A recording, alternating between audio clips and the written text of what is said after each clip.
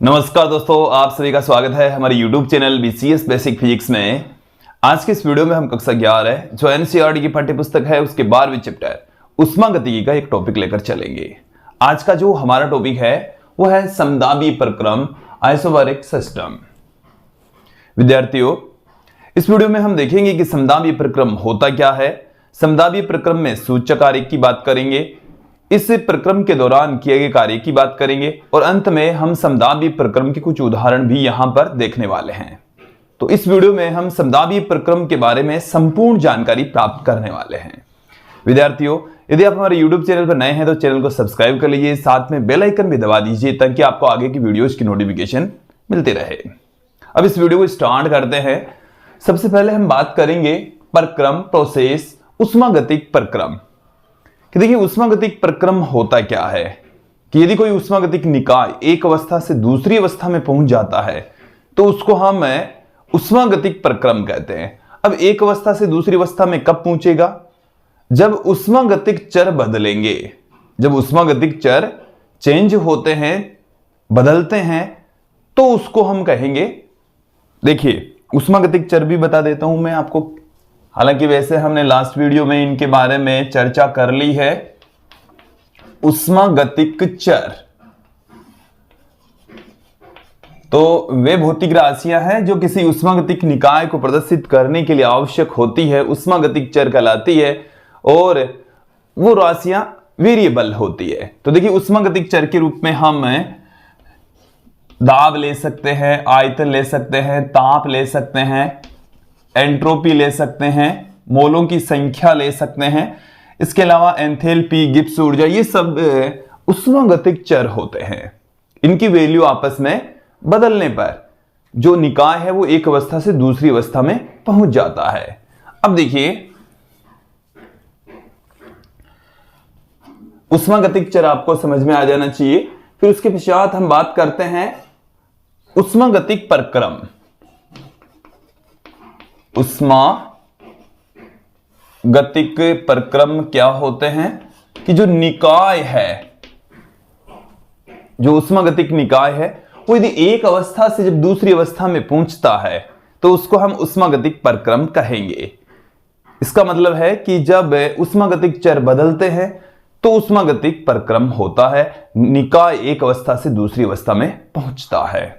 तो उष्मागतिक प्रक्रम का मतलब है कि उष्मागतिक निकाय का एक अवस्था से दूसरी अवस्था में जाना, उष्मागतिक निकाय का एक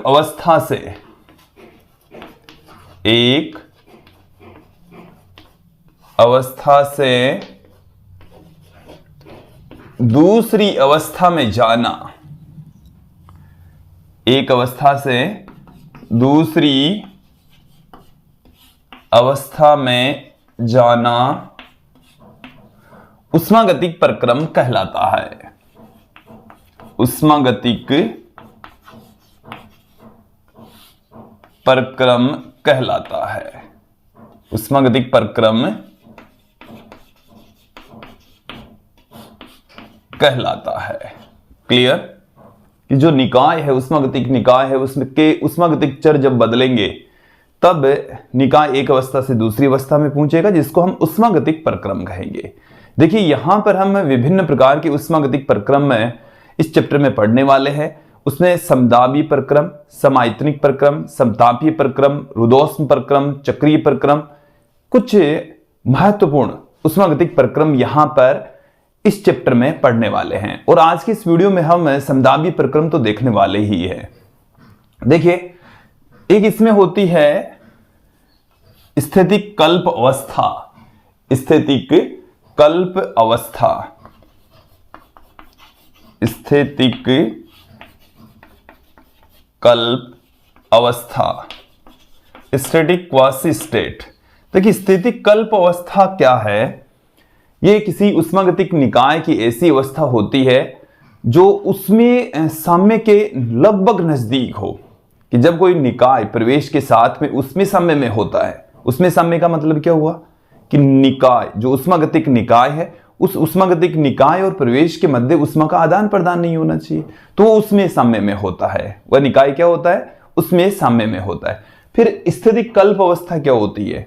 स्थितिक कल्प अवस्था का मतलब है कि उसमें साम्य के नजदीक वाली अवस्था। इट मीन्स प्रवेश के साथ में निकाय का उसमें आदान प्रदान हो रहा है बट बहुत कम हो रहा है, बहुत धीरे धीरे हो रहा है, तो उसको हम स्थितिक कल्प अवस्था कहेंगे। स्थितिक कल्प अवस्था तो उष्मागतिक निकाय की ऐसी अवस्था जो उसमें साम्य के नजदीक होती है, स्थितिक कल्प अवस्था कहलाती है। तो देखिए, उष्मागतिक निकाय, उष्मागतिक निकाय की वह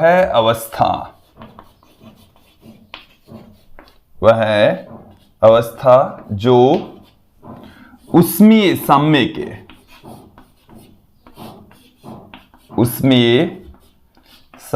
के नजदीक हो, उसमें साम्य के नजदीक हो, स्थितिक कल्प अवस्था कहलाती है। स्थितिक कल्प अवस्था कहलाती है। स्थितिक कल्प अवस्था कहलाती है। क्लियर? अब इसके बाद में हम बात करेंगे, समदाबीय प्रक्रम को अभी स्टार्ट करेंगे, उससे पहले हम बात करेंगे अवस्था समीकरण। अवस्था समीकरण क्या है? किसी उष्मागतिक निकाय के उष्मागतिक चरों के मध्य जो संबंध होता है उसको हम कहते हैं अवस्था समीकरण। उसे क्या कहा जाता है? अवस्था समीकरण। एक बार फिर से सुन लीजिए कि हमारे पास में कोई उष्मागतिक निकाय है। देखिए, उष्मागतिक निकाय का मतलब हो सकता है जैसे चाय का कप है, थर्मस है, परख नली के अंदर भरा कोई मेटर है, या कोई कमरा भी एक उष्मागतिक निकाय हो सकता है। तो उष्मागतिक निकाय जब भी वर्ड आपके सामने आए तो दिमाग में इस टाइप का आपके माइंड में भी आ जाना चाहिए। जैसे इंजेक्शन होता है तो वो भी एक उष्मागतिक निकाय ही होता है। आप किसी गैस पर, चूल्हे पर किसी मैटर को गर्म कर रहे हैं तो वो एक उष्मागतिक निकाय का ही हिस्सा होता है। उष्मा का आदान प्रदान हो रहा है। प्रवेश में आपने कोई एक निश्चित क्षेत्र ले लिया जिसको हम उष्मागतिक निकाय कह सकते हैं।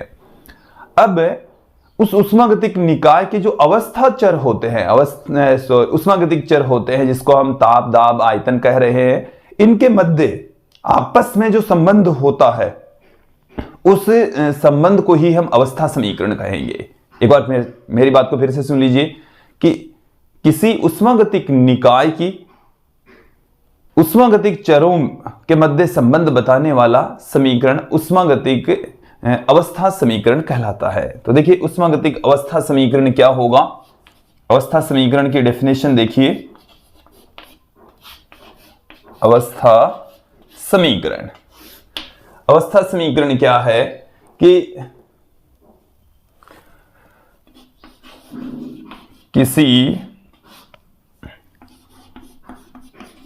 उष्मागतिक निकाय के उष्मागतिक निकाय के उष्मागतिक चरों के मध्य उष्मागतिक चरों के मध्य संबंध बताने वाला समीकरण, संबंध बताने वाला समीकरण उष्मागतिक अवस्था समीकरण कहलाता है। अवस्था समीकरण कहलाता है। क्लियर? अब देखिए, आदर्श गैस के लिए जो अवस्था समीकरण होता है, आदर्श गैस का जो अवस्था समीकरण है वो हमने लास्ट टाइम पर देख भी लिया था। अब भी देख लीजिए। आदर्श गैस एक ऐसी गैस है जिनके अणुओं के मध्य कोई स्थितिज ऊर्जा संचित नहीं होती, अणुओं के मध्य कोई आपस में बल काम नहीं करता। उसके लिए दाब, आयतन, ताप के मध्य जो समीकरण होता है, संबंध होता है, वो इस प्रकार का होता है। पीवी बराबर म्यू आर टी। पी दाब है, V आयतन है, म्यू मोलों की संख्या है, R गैसीय स्थिरांक है, T ताप है, इनके मध्य संबंध हो गया। तो ये आदर्श गैस का अवस्था समीकरण होता है। ये किसका अवस्था समीकरण है? आदर्श गैस के लिए अवस्था समीकरण होता है। क्लियर? तो ये तो हमने कुछ बेसिक बातें आपको बताई समदाबीय प्रक्रम से पहले, और अब हम बात करेंगे समदाबीय प्रक्रम होता क्या है। समदाबीय प्रक्रम से रिलेटेड अब हम चर्चा यहां पर करेंगे। देखिए, समदाबीय प्रक्रम होता क्या है, नाम से ही स्पष्ट है। समदाबीय, ऐसा प्रक्रम जिसमें दाब समान हो। तो ऐसा उष्मागतिक प्रक्रम जिसमें दाब नियत रहता है समदाबीय प्रक्रम कहलाता है। देखो नाम में आ रहा है समदाबीय, ऐसा प्रक्रम, ऐसा उष्मागतिक प्रक्रम जिसमें दाब एक समान रहता है, नियत रहता है, समदाबीय प्रक्रम कहलाता है। तो मैं यहां पर डेफिनेशन पुट कर रहा हूं आपके सामने। ऐसा प्रक्रम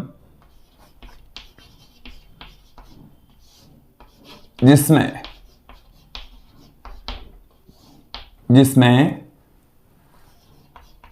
दाब नियत रहे, समदाबीय प्रक्रम कहलाता है। समदाबीय प्रक्रम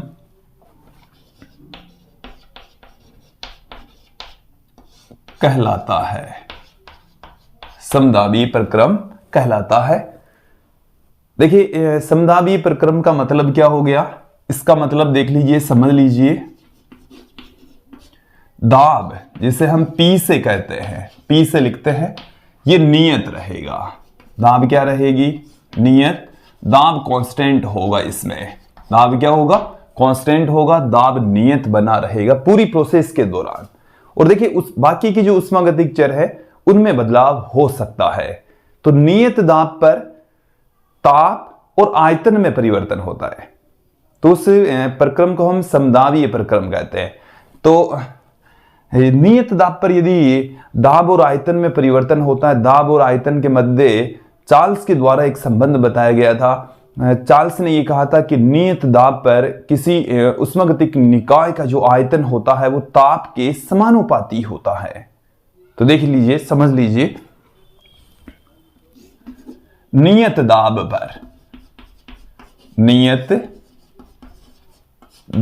पर किसी निकाय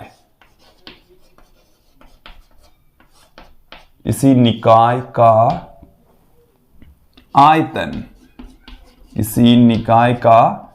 आयतन उसके ताप के समानुपाती होता है। उसके ताप के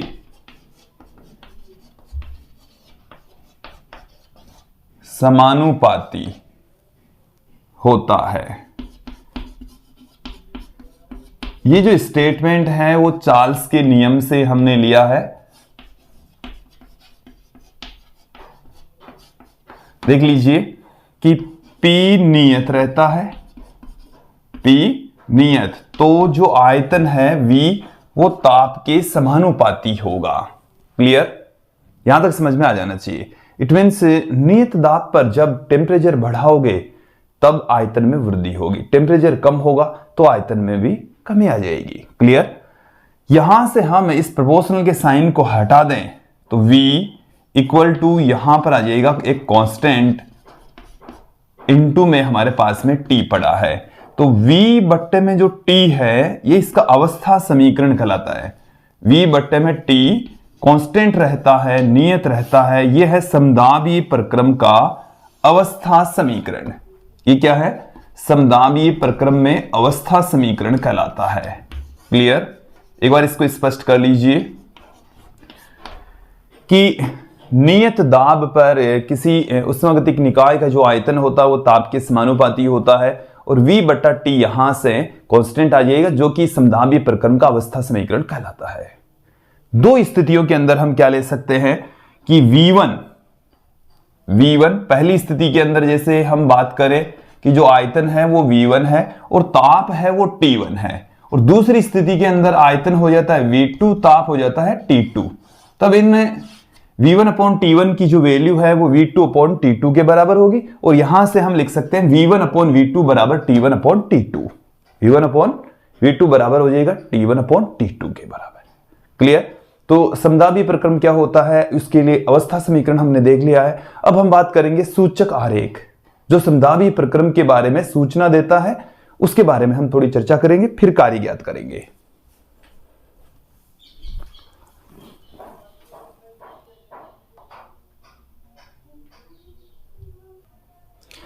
अब यहां पर हम बात करेंगे सूचक आरेख की। सूचक आरेख उष्मागतिक निकाय के दाब और आयतन के मध्य हम ग्राफ खींचेंगे, उनको हम सूचक आरेख यहां पर कह रहे हैं। देखिए सूचक आरेख, सूचक आरेख, यहां पर हम आपके सामने दो सूचक आरेख पुट करने जा रहे हैं। जो सबसे पहले जो सूचक आरेख है उसमें मैं ले रहा हूं समदाबीय प्रसार। समदाबीय प्रसार, समदाबीय प्रसार के अंदर क्या होगा, पहले एक बार ग्राफ को देख लीजिए। हमने यहां पर एक ग्राफ लिया है, इस तरफ हमने ले लिया है दाब और इस तरफ ले लिया है हमने आयतन। देखिए यहां पर समदाबीय प्रसार मैंने लिखा है। समदाबीय प्रसार का मतलब हो गया कि आयतन में वृद्धि होगी। प्रसार का मतलब क्या होगा, जो निकाय है उसके आयतन में वृद्धि। संपीड़न या संकुचन का मतलब होता है आयतन में कमी। क्लियर? और यहां पर जो प्रसार हो रहा है वो एक समान दाब पर हो रहा है। समदाबीय मतलब दाब एक समान रहेगा, फिर प्रसार होगा, तो आयतन में वृद्धि हो रही है, एक समान दाब पर वृद्धि हो रही है, तो उसको हम समदाबीय प्रसार कहेंगे। क्या कहा जाएगा? समदाबीय प्रसार कहा जाएगा। तो देखिए क्या होगा, समदाबीय प्रसार के अंदर हम ये कंसीडर कर लें कि प्रारंभ में आयतन था यहां पर और प्रेशर इतना था, और फिर आयतन हो जाता है यहां तक, तो प्रसार यहां से यहां तक ऐसा ग्राफ आएगा। देखो एरो का निशान भी आप लगाएं, प्रारंभिक अवस्था यह है, अंतिम अवस्था यह है, यह है समदाबीय प्रसार। समदाबीय प्रसार। क्लियर? अब देखिए समदाबीय प्रसार तो तब होगा जब ताप में वृद्धि होगी। ताप में क्या होगी? वृद्धि। तो यहां पर देखिए पी तो रहेगा नियत, समदाबीय प्रसार के अंदर पी तो क्या रहेगा? नियत। और जो ताप है डेल्टा टी ये होगा धनात्मक, मतलब वृद्धि, इसको हम कह रहे हैं वृद्धि। और ताप में जब वृद्धि होती है तो जो डी होता है, डी जिसको हम आंतरिक ऊर्जा कहते हैं, यह भी होगी धनात्मक। ताप में वृद्धि होगी तो ही प्रसार होगा, ताप में वृद्धि होगी तो प्रसार होगा। डेल्टा टी में वृद्धि तो डी धनात्मक हो जाएगा, डी धनात्मक। डेल्टा वी मतलब आयतन, आयतन में भी वृद्धि होगी, यह भी धनात्मक होगा। आयतन में जब वृद्धि होती है तो जो डेल्टा डब्ल्यू बराबर होता है पी डेल्टा वी, ये भी धनात्मक होगा। तो यहां पर सारी की सारी जो राशियां है वो पॉजिटिव में होगी। नियत दाब पर जब किसी उष्मागतिक निकाय में प्रसार होता है तो ताप में वृद्धि होगी, तो ताप में वृद्धि होगी तो आंतरिक ऊर्जा में भी वृद्धि, आयतन में वृद्धि तो होगी ही होगी। प्रसार में आयतन में वृद्धि होना कन्फर्म है, तो जो कार्य है वो भी धनात्मक होगा। क्लियर? यहां पर हम उष्मा देंगे, डेल्टा टी में वृद्धि होने का मतलब है कि हमने उष्मा दी है, तो डेल्टा क्यू है वो भी पॉजिटिव होगा। डेल्टा क्यू क्या होगा?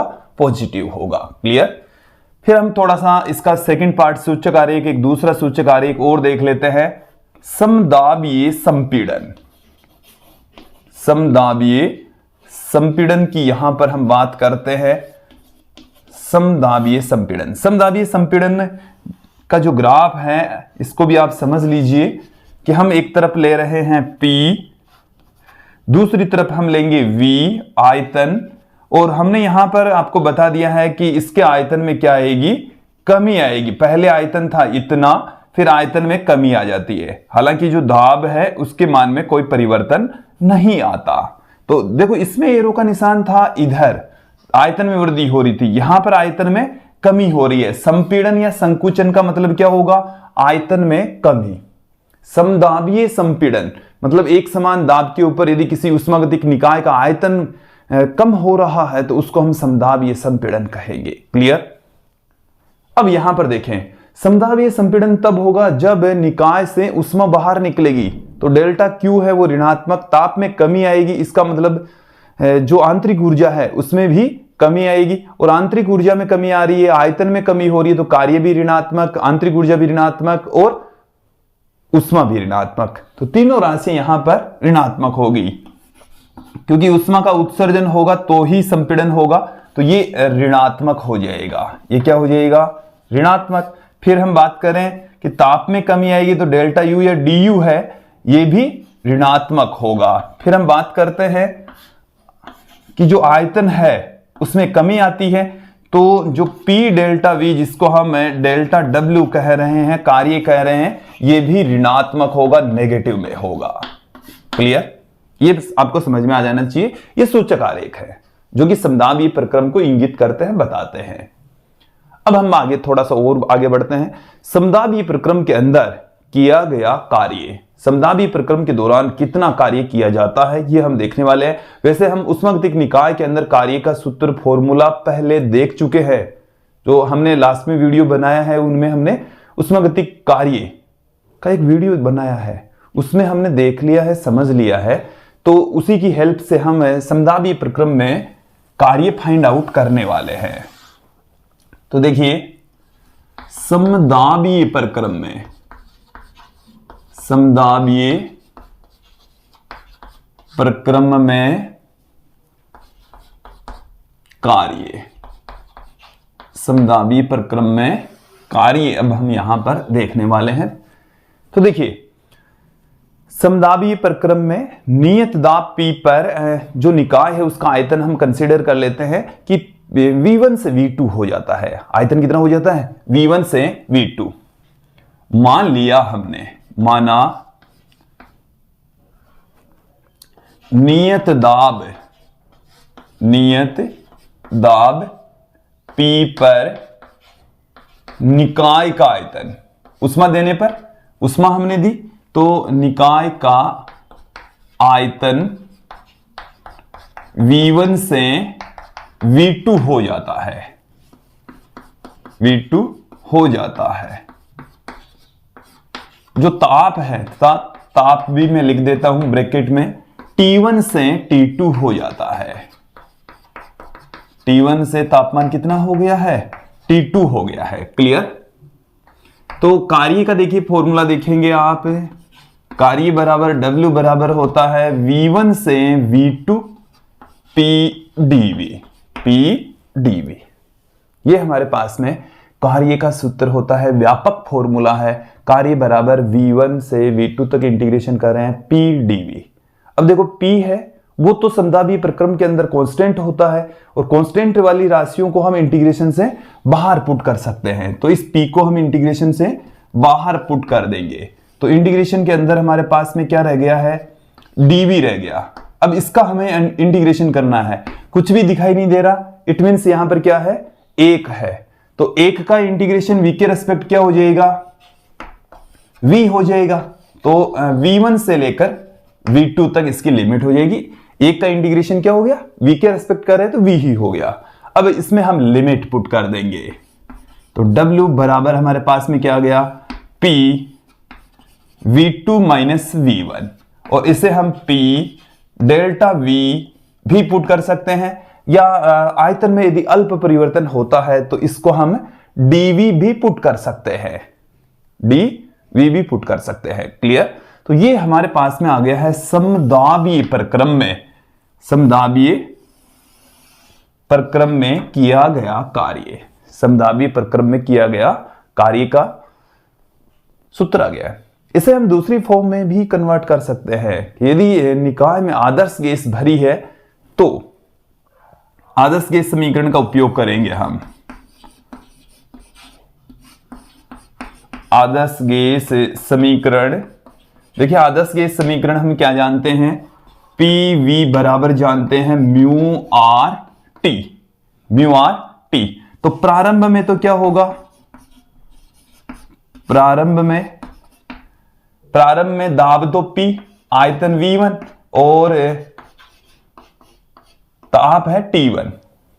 देखो इससे समझ लीजिए, मैंने प्रेशर को P रखा, आयतन V1 था और ताप T1 था, जबकि गैस के मोलों की संख्या म्यू ही रहेगी, गैस स्थिरांक भी कांस्टेंट रहेगा 8.314 जूल प्रति मोल प्रति केल्विन, इसकी वैल्यू होती है कैपिटल आर की। क्लियर। अंत में क्या हो जाएगा, अंतिम अवस्था में, अंत में जो आदर्श गैस समीकरण है PV2 बराबर म्यू आर T2 हो जाएगी। तो देखिए यहां से PV2 माइनस PV1, इसकी जगह हम इन दोनों की वैल्यू पुट कर देंगे तो कार्य बराबर देखो क्या आ जाएगा हमारे पास में, कार्य बराबर W PV2, PV2 की वैल्यू है म्यू आर T2, फिर PV1 देखो P इससे गुणा होगा तो माइनस में है ये, तो माइनस में PV1 की वैल्यू कितनी है, म्यू आर T1। यहां से इन दोनों में से हम म्यू आर कॉमन ले लेंगे, म्यू आर कॉमन ले लेंगे तो हमारे पास में कार्य का जो फॉर्मूला है वो क्या आ जाएगा, W equal to mu R T2 minus T1। ये हमारे पास में कार्य का सूत्र आ चुका है, कार्य का फॉर्मूला आ चुका है। क्लियर। यह है समदाबी प्रक्रम में कार्य W is equal to mu R T2 minus T1। अब हमें कुछ एग्जाम्पल यहां पर देखने वाले हैं, समदाबी प्रक्रम के उदाहरण यहां पर हम देखने वाले हैं। जल का उबलना तथा जल का जमना। विद्यार्थियों अब यहां पर हम चर्चा करेंगे समदाबी प्रक्रम के उदाहरणों की। तो देखिए समदाबी प्रक्रम के अंदर नियत दाब के ऊपर यदि कोई प्रोसेस हो रही है तो उसको हम समदाबी प्रक्रम का उदाहरण लेंगे। तो देखिए जल का उबलना तथा जल का जमना दोनों ही समदाबी प्रक्रम के उदाहरण है, इन्हें हम समझ लेते हैं। उदाहरण हम लेकर चलेंगे और पहला जो हमारा उदाहरण है वो है जल का उबलना। जल का उबलना, जल का उबलना। तो देखिए विद्यार्थियों जल का उबलना, इसका जो एग्जाम्पल है इसे आप समझ लीजिए कि ये नियत ताप व दाब पर, नियत ताप व दाब पर होता है। नियत ताप पर जल उबलता है वह दाब पर होता है। यह चीज भी दिमाग में रखिए कि जल का उबलना, जल नियत दाब और ताप पर उबलता है। क्लियर। और जब जल उबलता है तो उसे हम जो द्रव अवस्था से वो गैसीय अवस्था में चला जाता है, और द्रव से गैसीय अवस्था में उसे भेजने के लिए, कन्वर्ट करने के लिए, अवस्था में परिवर्तन करने के लिए गुप्त उष्मा के बराबर उष्मा देनी पड़ेगी। और गुप्त उष्मा हम जानते हैं L बराबर Q बट्टे में M होता है। ठीक है। तो जल की उष्मा मतलब अवस्था में परिवर्तन करने के लिए जल को वाष्प में बदलने के लिए, वाष्प में बदलने के लिए दी गई उष्मा, दी गई उष्मा, तो दी गई जो उष्मा है वो डेल्टा Q बराबर M इंटू L के बराबर होती है। ये जो L है वो है वाष्पन की गुप्त उष्मा। ठीक है। और इसके साथ में आप देखें जब जल उबलेगा तो जल में प्रसार होगा, जल में प्रसार होगा, और जल में जब प्रसार होगा आयतन में वृद्धि होगी। जल में प्रसार होगा इसका मतलब क्या है, आयतन में वृद्धि होगी। जो कार्य है डेल्टा W वो हमारे पास में P डेल्टा V के इक्वल होगा, P डेल्टा V, या इसे हम PV2 माइनस V1 से भी पुट कर सकते हैं कि किए गए कार्य को हम इस तरीके से लिख सकते हैं। तो देखिए उष्मा गति के प्रथम समीकरण से क्या लिखा जा सकता है, उष्मा गतिकी के प्रथम समीकरण से जल के उबलने की प्रोसेस में जो उष्मा गतिक समीकरण है वो किसमें कन्वर्ट हो जाएगी, वो समझ लीजिए कि जो डेल्टा Q है वो M इंटू L के बराबर होगा। ये चीज समझाना चाह रहे हैं हम आपको कि जल का उबलना और जल का जमना ये समदाबीय प्रक्रम के एग्जाम्पल है। ये तो दिमाग में फिट हो गया।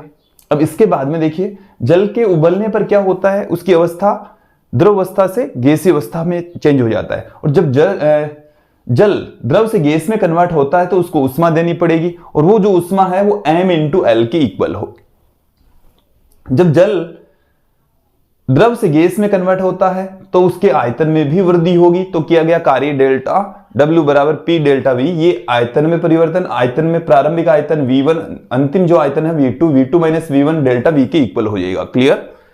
यहां पर उष्मागतिकी प्रथम समीकरण से हम क्या जानते हैं कि डेल्टा Q इक्वल टू होता है du प्लस डेल्टा W, और जब जल उबलता है तो यह आ जाएगा m इंटू L बराबर du plus P V2 minus V1।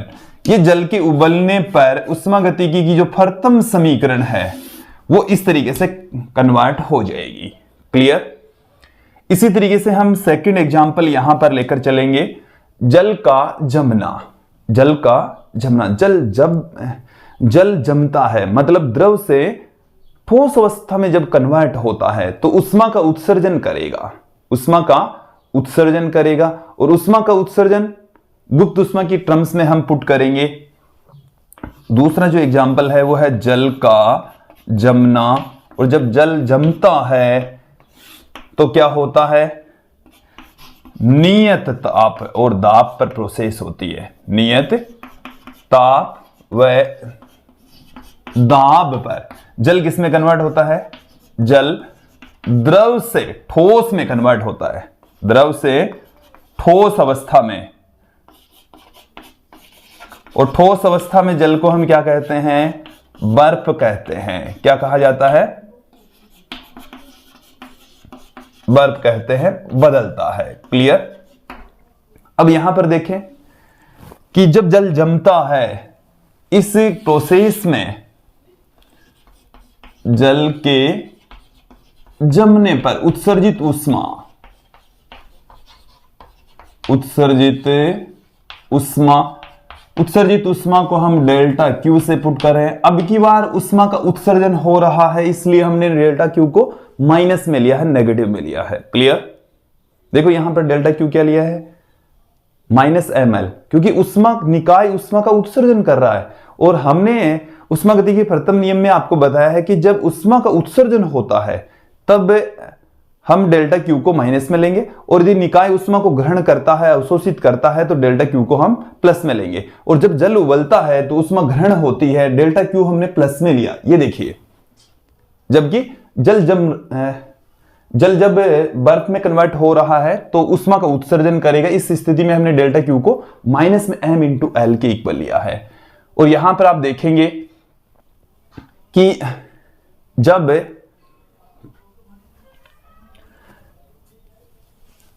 कार्य यहां पर भी आयतन में वृद्धि होगी तो डेल्टा W बराबर P डेल्टा V के इक्वल होगा। उष्मागतिकी का प्रथम समीकरण क्या हो जाएगा, उष्मागतिकी का प्रथम समीकरण देखिए, डेल्टा Q इक्वल टू होता है du प्लस डेल्टा W, और यहां पर हम माइनस में m इंटू एल बराबर du plus P delta V put कर सकते हैं। क्लियर। तो ये कुछ एग्जाम्पल रहे हैं समदाबी प्रक्रम के, और ये था आज का हमारा वीडियो जिसमें आपने समदाबी प्रक्रम के बारे में संपूर्ण जानकारी प्राप्त की है। अगला जो हमारा वीडियो होगा वो सम आयतनिक प्रक्रम पर आधारित होगा। हम उष्मागतिक प्रक्रमों का ही अब कंटिन्यू अध्ययन करने वाले हैं। सम आयतनिक प्रक्रम के बारे में आगे की वीडियो में देखने वाले हैं। विद्यार्थियों, यदि आपको कक्षा 11 कक्षा 12 के हस्तलिखित नोट्स यदि प्राप्त करना चाहते हो तो केवल व्हाट्सएप करें, कक्षा लिखें, चैप्टर का नाम लिखें और इन नंबर पर व्हाट्सएप कर दीजिए 9460239358। व्हाट्सएप करके हस्तलिखित नोट्स प्राप्त कर सकते हैं। इसके अलावा आप नोट्स हमारे Telegram channel BCS basic physics से भी प्राप्त कर सकते हैं। ये हमारे टेलीग्राम चैनल का नाम है, इस पर आप जाकर हस्तलिखित नोट्स भी प्राप्त कर सकते हैं। आज के इस वीडियो में इतना ही। धन्यवाद दोस्तों।